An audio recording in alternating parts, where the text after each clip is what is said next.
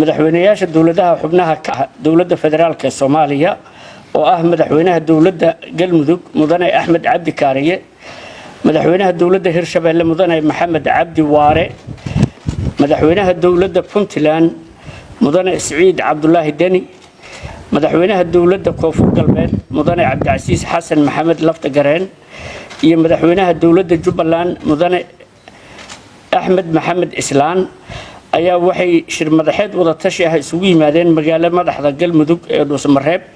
Shirka ayaa si rasmi ah u furmay 11 bisha Luulyo socdayna ilaa 12 Luulyo 2020.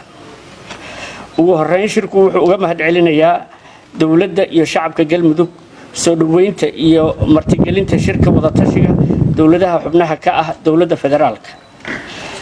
madaxda dawladaha ayaa ka wada hadlay xoojinta iskaashiga dawladaha xubnaha ka ah dawladda federaalka ee dhinacyada siyaasadda, amniga, dhaqaalaha iyo xoojinta geedi socodka dhismaha dawladnimada Soomaaliya.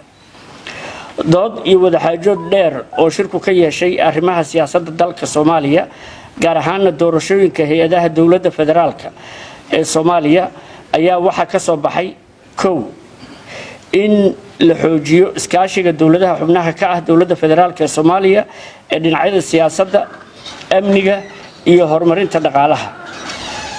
in doorashada waa qodobka labaad in doorashada dawladda federaalka ee Soomaaliya ee 2020-2021 ay ku dhacdo waqtigeedii aysan imaan wax muddo kordhin xileed ah. 3 sida ay sheegtay gudoomiyaha guddiga doorashooyinka dalka kama dhici karto doorasho hal qof iyo hal cod ah oo waqtigeedu ku dhacda. sidaa darteed waa in tubta farsamo ee qabsoomidda doorashada dalku ay noqoto mid taladeeda loo dhan yahay, nooc ahaanna ku dhici karta muddo xileedka harsan.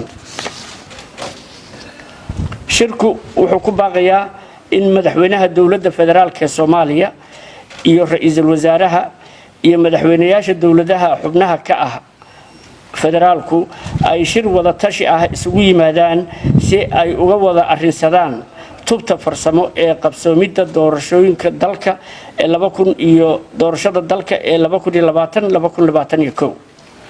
shirku wuxuu ku baaqayaa in shirka wada tashiga dawladda federaalka iyo dawladaha xubnaha ka ah uu ka dhaco magaalada Dhuusamareeb ee caasimadda Galmudug. shirku wuxuu u mahadcelinayaa taageerada beesha caalamku u mahadcelinayaa taageeradeeda ay la garab taagan tahay dhismaha dawladnimada Soomaaliya. waad mahadsantihiin.